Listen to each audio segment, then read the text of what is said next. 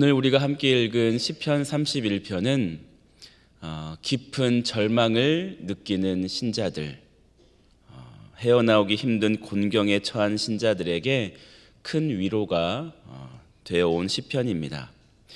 이 시의 배경을 정확히 알 수는 없지만 다윗이 큰 곤경에 처했을 때 쓴 것은 분명해 보입니다. 다윗이 가까운 친구들에게까지도 버림을 받는 경험, 자기 신세가 마치 깨진 질그릇같이 완전히 부서져 버리는 것 같은 그런 상황에서 쓴 시입니다. 성령님께서 이런 지독한 고난과 외로움 속에서 그 가운데서도 신실하게 믿음을 지키는 우리 성도들을 위로하시기 위해서 다윗으로 하여금 이 시를 쓰게 하셨을 것 같습니다. 다윗은 먼저 자신이 당한 고통을 다양한 표현으로 묘사하는데요. 4절에 보면 그들이 나를 위하여 비밀이 친 그물에서 빼내소서. 마치 사냥꾼이 먹잇감을 잡으려고 그물을 친 것처럼 원수들이 다윗을 잡으려고 그물을 쳐놓고 죽이려고 한다는 말입니다. 9절에 보면 여호와여 내가 고통 중에 있사오니 내게 은혜를 베푸소서. 내가 근심 때문에 눈과 영혼과 몸이 쇠하였나이다. 고통 중에 얼마나 스트레스를 많이 받고 힘들었는지 영혼도 괴롭고 몸도 아프고 눈도 피곤하고 그래서 힘도 잃고 건강도 잃었다는 그런 내용입니다. 11절에 보면 내가 모든 대적들 때문에 욕을 당하고 내 이웃에게서는 심히 당하니 내 친구가 놀라고 길에서 보는 자가 나를 피하였나이다. 대적들에게서 욕을 당할 뿐 아니라 특히 이웃에게서도 같은 일을 당하고 있다는 거죠. 친구들조차도 그 상황을 보고 놀라고 두려워하고 길에서 보는 자가 피해서 간다는 거예요. 사람들이 다윗과 함께 하려고 하지 않는다는 거죠. 혹시나 다윗이 당하는 그 고통을 자기도 당하게 될까봐 다윗을 피한다는 것입니다. 심지어 12절에 다윗은 자기의 처지를 이렇게 묘사합니다. 내가 잊어버린 바 됨이 죽은 자를 마음에 두지 아니함 같고 깨진 그릇과 같으니이다. 죽은 사람은 사람들에게 잊혀지지요. 자기 존재가 마치 산송장 같아서 아무도 기억하지 않는다는 겁니다. 완전히 버림받은 극도의 소외감을 다윗은 이야기하고 있습니다. 그리고 깨진 그릇 같다. 내 인생이 마치 깨진 그릇 같다. 어떤 의미인가요? 깨진 그릇은 쓸데가 없잖아요. 그냥 버려질 뿐이잖아요. 그것처럼 자신이 쓸데없고 하찮은 존재로 여겨진다는 거죠. 다윗은 지금 자신이 그런 상황에 있다고 말합니다. 사방팔방이 다 막혀 있고 너무나 참담하고 그래서 누구라도 이런 상황이 되면 좌절하고 절망할 수밖에 없는 그런 상황에 놓여 있다는 것을 이야기합니다. 그런데 다윗은 이런 극도의 고난 속에서도 무너지지 않았습니다. 절망하지 않았습니다. 그는 사방에 막혀 있어도 하늘이 열려 있음을 보고 하나님께 기도합니다. 영의 눈을 들어서 하나님을 바라보면서 신앙 고백을 하는데 하나님은 모든 것을 주관하시는 분이라는 신앙 고백을 드립니다. 14절 15절에 보면 여호와여 그러하여도 나는 주께 의지하고 말하기를 주는 내 하나님이시라 하였나이다. 나의 앞날이 주의 손에 있사오니 내 원수들과 나를 핍박하는 자들의 손에서 나를 건져주소서. 아무리 고통과 슬픔 가운데 있다고 해도 하나님은 여전히 나의 하나님이시라는 거예요.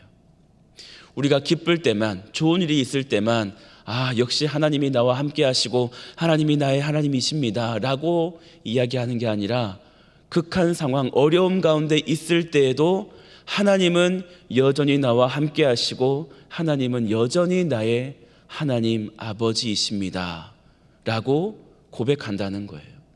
근데 많은 분들이 기쁠 때는 하나님을 찬양하지만 어려움 가운데 있을 때는 하나님 너무하십니다. 나를 버리셨죠. 나와 함께 하지 않으시죠? 하나님, 나도 하나님을 떠나겠습니다. 이렇게 절망에 빠져버리는 분들이 간혹 있다는 것이죠. 우리의 인생이 하나님의 손 안에 하나님의 능력과 권세에 달려 있음을 다윗은 알았고 고백했습니다. 지금까지 하나님의 주권 속에 살아온 것처럼 앞으로 나의 남은 생에도 하나님의 주권 아래 있다고 믿고 고백한 것입니다. 그렇습니다. 우리의 인생 만사가 다 하나님의 손 안에 달려 있습니다. 인생이 내 것이라고 큰 소리치지만 잘 생각해 보면 전혀 그렇지가 않습니다.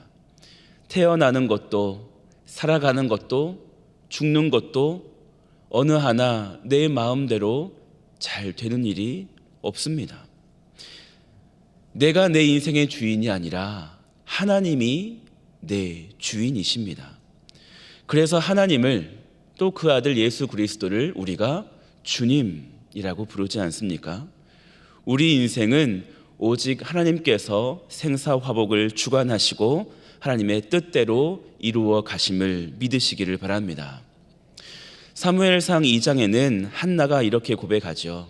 여호와는 죽이기도 하시고 살리기도 하시며 수월에 내리게도 하시고 거기에서 올리기도 하시는도다. 여호와는 가난하게도 하시고 부하게도 하시며 낮추기도 하시고 높이기도 하시는도다. 한나는 자식이 없었습니다. 당시에는 다산, 아이를 많이 갖는 것이 축복의 상징이었습니다. 아이를 많이 가지면 당신은 참 하나님으로부터 복을 받았다라고 인정받는 시대에 자식이 하나도 없었습니다. 그래서 불행한 여인이었죠. 근데 자기 힘으로 어찌할 방도가 없습니다. 기도할 수밖에 없었죠. 기도했을 때 하나님이 은혜를 베푸셨고 사무엘을 낳게 하셨습니다. 그 한나가 고백하는 거죠. 모든 것이 하나님의 손에 달려 있습니다. 하나님은 올리기도 하시고 내리기도 하시고 모든 것을 주관하시는 분은 하나님이십니다 라는 것을 누구보다 절실히 깨달은 한나였던 거죠. 한편 성경에서 자기 하고 싶은 대로 다 하고 갖고 싶은 대로 다 가져본 사람이 있습니다. 솔로몬입니다. 솔로몬은 이런 시를 썼습니다. 여호와께서 집을 세우지 아니하시면 세우는 자의 수고가 헛되며 여호와께서 성을 지키지 아니하시면 파수꾼에 깨어 있음이 헛되도다. 어쩌면 인생에서 가장 잘 나가던 솔로몬이라서 역설적으로 인생의 한계를 누구보다 더 잘 알았던 건지도 모르겠습니다. 그래서 하나님이 함께 하시면 안 될 것도 되게 하시고 하나님이 함께 하시지 않으시면 될 것도 안 되는 법이라는 것을 솔로몬은 깨달은 것입니다. 우리의 삶의 주관자이신 하나님, 그 하나님은 어떤 경우에도 우리를 포기하지 않으십니다. 독생자 예수님을 보내주시고 십자가의 대속의 제물로 내어주심으로 하나님이 우리 모두를 자녀 삼으셨기 때문입니다.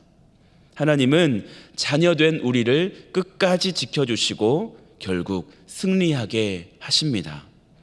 천국에 이르기까지 우리를 인도해 주시는 선한 목자가 되어 주십니다. 요한복음 10장 28절 29절에는 예수님이 이렇게 말씀하십니다.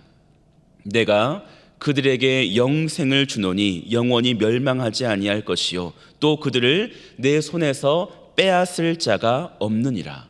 그들을 주신 내 아버지는 만물보다 크심에 아무도 아버지 손에서 빼앗을 수 없느니라. 하나님의 손이, 그 전능하신 손이 우리를 꽉 붙잡고 계셔서 결코 놓지 않으시고 빼앗기지 않으실 것이라는 거예요. 결국 승리할 수 있게 하실 것이고 천국을 약속해 주신 것입니다. 여러분, 우리가 살다 보면 혹 고난이 오지요.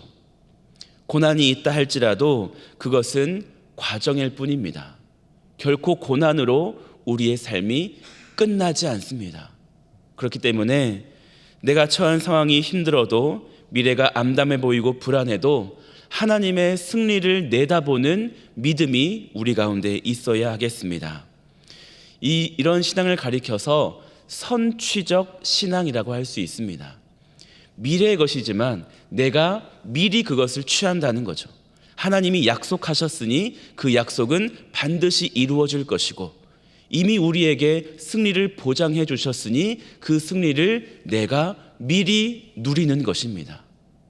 내가 지금은 힘들고 괴롭고 여기에서 절망해버리고 쓰러지는 것이 아니라 이후에 나에게 주실 승리를, 천국을 바라보며 내가 지금도 담대함으로, 감사함으로 이겨내는 것이죠. 다윗은 이 선취적 신앙으로 어려운 현실 속에서 승리했습니다. 그 신앙으로 기도했고 감사했고 많은 사람들에게 하나님의 살아계심을 증거할 수 있었습니다. 다윗의 기도의 절정은 19절에 나와 있습니다. 함께 읽어볼까요? 19절입니다. 주를 두려워하는 자를 위하여 쌓아두신 은혜, 곧 주께 피하는 자를 위하여 인생 앞에 베푸신 은혜가 어찌 그리 큰지요. 한번 상상해 보시기 바랍니다. 하나님을 경외하는 자들, 하나님을 피하는 자들을 위해서 하나님의 은혜를 쌓아놓고 계신다는 거예요. 그래서 언제든지 하나님께 피하는 자들, 하나님께 나아오는 자들은 그 쌓아놓으신 은혜를 베풀어 주신다는 거예요. 하나님은 우리가 주께 피할 때 그제서야 부랴부랴 뭘 해줄까, 그제서야 준비하시는 분이 아니고 이미 하나님은 다 준비해 놓으셨다는 것입니다. 우리가 하나님께 피하기만 하면, 하나님께 부르짖기만 하면 하나님은 미리 준비해 놓으신 그 한량 없으신 은혜를 우리에게 내려주십니다. 다윗은 이것을 알았어요. 이런 하나님을 경험했기 때문에 절망 가운데서도 그는 무너지지 않았던 것입니다. 절망적인 상황 가운데 하나님께 피하는 거죠. 그때 하나님이 그를 도우심을 다윗은 수없이 많이 경험할 수 있었습니다. 그래서 19절 이하부터는 찬양의 기도로 반전이 됩니다. 그 앞에는 괴롭습니다, 나를 도우소서라고 기도하다가 뒷부분에는 찬양으로 완전히 바뀌어버립니다. 그래서 시중에 탄식시가 있고 감사시, 찬송시가 있는데 이 31편은 함께 있는, 탄식도 있고 찬양과 감사도 함께 어우러진 시입니다. 그래서 나의 반석이시요 나의 산성이신 하나님을 찬양하는데, 이 반전의 시작은 하나님이 어떤 분이신지를 기억하는 것으로부터 시작합니다. 우리가 절망적인 위기 가운데, 고난 가운데 있을 때 그 고난을 이겨내는 반전의 시작은 어디부터냐면 하나님이 어떤 분이신지를 기억하는 것으로부터 시작된다는 것입니다. 내 환경은 아직 달라지지 않았고 내 상황은 여전히 괴로운데 하나님이 어떤 분이시며 하나님이 나를 어떻게 생각하시는지를 기억하면 그때부터 내 입술에서 불평이 아니라 찬송이 나올 수 있다는 것입니다. 21절에 다윗은 말합니다. 여호와를 찬송할지어다. 견고한 성에서 그의 놀라운 사랑을 내게 보이셨음이로다. 모든 사람이, 가장 가까운 사람들마저도 자기를 잊을지라도 하나님은 나를 기억하시고 오늘도 나에게 쌓아놓으신 은혜를 베풀어 주신다, 나의 간구를 들어주신다 라고 믿고 하나님을 찬양하는 것입니다.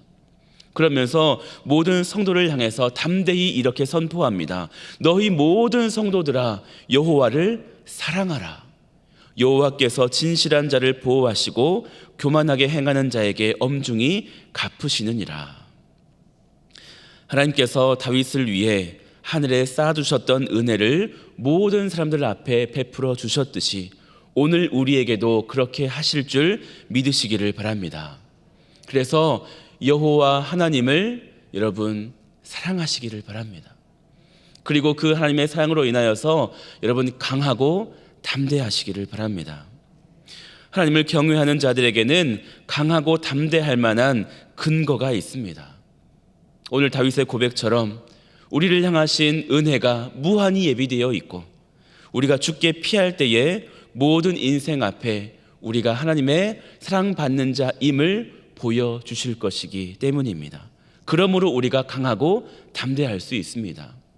사도 바울의 고백을 함께 나눠봅니다. 로마서 8장 31절 32절 그런즉 이 일에 대하여 우리가 무슨 말하리요? 만일 하나님이 우리를 위하시면 누가 우리를 대적하리요? 자기 아들을 아끼지 아니하시고 우리 모든 사람을 위하여 내주신 이가 어찌 그 아들과 함께 모든 것을 우리에게 주시지 아니하겠느냐. 아들을 주신 하나님이 우리에게 아낌없이 주실 것이라는 확신에 찬 고백입니다. 여러분은 하나님이 선하신 분임을 믿으십니까? 우리가 이 땅에 사는 날 동안 물론 고난이 있지만 하나님은 믿음으로 신실하게 사는 자들에게 피난처가 되어주시고 모든 삶을 온전하고도 완벽하게 선하심으로 갚아주실 것입니다. 그러므로 사랑하는 보배로운 교우 여러분, 여러분의 모든 고난과 환난을 처음부터 이미 알고 계시고 그 고난 가운데도 여전히 함께 하시는 하나님께 피하시기를 바랍니다. 하늘에 쌓아두신 은혜와 선하심을 여러분 받아 누리시기를 바라고 그 은혜 가운데 여러분 강하고 담대하시기를 축복합니다. 오늘 하루 살아가시면서 이 말씀이 여러분의 귓가에 계속 맴돌았으면 좋겠는데 오늘 19절 말씀을 다시 한번 큰 목소리로 합독하시고 말씀을 마치도록 하겠습니다. 19절 함께 고백하겠습니다. 주를 두려워하는 자를 위하여 쌓아두신 은혜 곧 주께 피하는 자를 위하여 인생 앞에 베푸신 은혜가 어찌 그리 큰지요. 아멘. 오늘 이 말씀을 계속해서 묵상하시고 계속해서 읊조리시면서 이 말씀에 크신 은혜를 누리시기를 바랍니다. 기도하겠습니다. 하나님 아버지 감사합니다. 오늘도 하루의 첫 시작을 하나님의 말씀으로 열어가게 하시니 감사합니다. 하나님, 우리는 날마다 고통과 슬픔을 안고 살아갑니다. 하지만 우리가 절망하지 않는 이유는 피할 바위와 견고한 산성이 되시는 하나님이 계시기 때문입니다. 그 하나님이 오늘도 나의 피난처가 되시고 나를 지켜주시니 내가 안전할 수 있고 평안함을 고백합니다. 하나님, 주께 피하는 자를 위하여 쌓아두신 은혜가 있다 하였습니다. 주께 피할 때마다 그 은혜를 우리에게 베풀어 주신다 약속하셨습니다. 하나님, 어떠한 일에도 우리가 좌절하거나 절망하지 않게 하여 주시고 우리의 눈을 들어 주님을 바라보게 하여 주시옵소서. 지난 시간 나와 함께 하신 선하신 하나님을 기억하게 하여 주시고 그 하나님이 오늘도 변함없이 나와 함께 하시고 나에게 은혜 베푸신다는 것을 기억하게 하셔서 우리의 눈물이 변하여 웃음 되게 하여 주시고 우리의 한숨 변하여 찬송이 되게 하여 주옵소서. 역전시키시는 하나님을 우리가 날마다 고백하며 그 하나님을 간증하게 하여 주시옵소서. 하나님, 우리가 하나님을 더 사랑하게 하여 주시고 그 하나님의 사랑 안에 강하고 담대하게 나아가게 하여 주시옵소서. 특별히 우리 환우들을 위하여서 기도합니다. 하나님, 치료의 시간이 길어지면 길어질수록 그들의 마음이 약해지기 쉬울 텐데 하나님, 하나님을 기억하게 하여 주옵소서. 하나님이 얼마나 선하신 분이신지 얼마나 전능하신 분이신지를 다시 기억하게 하여 주셔서 그들의 입술에 다시 찬송이 흘러나오게 하여 주시옵소서. 하나님께서 반드시 우리에게 승리 주시고 치유해 주실 것을 믿고 하나님 담대함으로 고백하게 하여 주셔서 하나님 무너지지 않고 넘어지지 않고 다시 주님 바라보며 일어나게 하여 주시옵소서. 그래서 오늘도 그들에게 치유의 광선을 발하여 주시어서 다시 믿음 가지고 확신 가지고 찬송하며 일어서게 하여 주시옵소서. 그래서 모든 것을 하나님께서 하셨고 나의 삶을 하나님께서 주관하고 계신다는 그 아름다운 고백을 오늘도 우리 모든 보배로운 교우들이 하게 하여 주시옵소서. 오늘도 살아가면서 우리를 보내신 그곳, 우리를 세워주신 그곳에서 하나님을 자랑하기를 원하고 하나님의 복음을 증거하기를 원합니다. 오늘도 우리와 동행하여 주시고 하나님의 쌓아두신 은혜를, 예비하신 은혜를 풍성히 받아 누리는 복된 오늘 하루가 되게 하여 주시옵소서. 하나님, 모든 것을 감사합니다. 하나님, 우리에게 함께 하신 주님을 찬양하며 기쁨으로 오늘 하루가 가득 채워지게 하여 주시옵소서. 예수 그리스도 이름으로 기도하옵나이다. 아멘.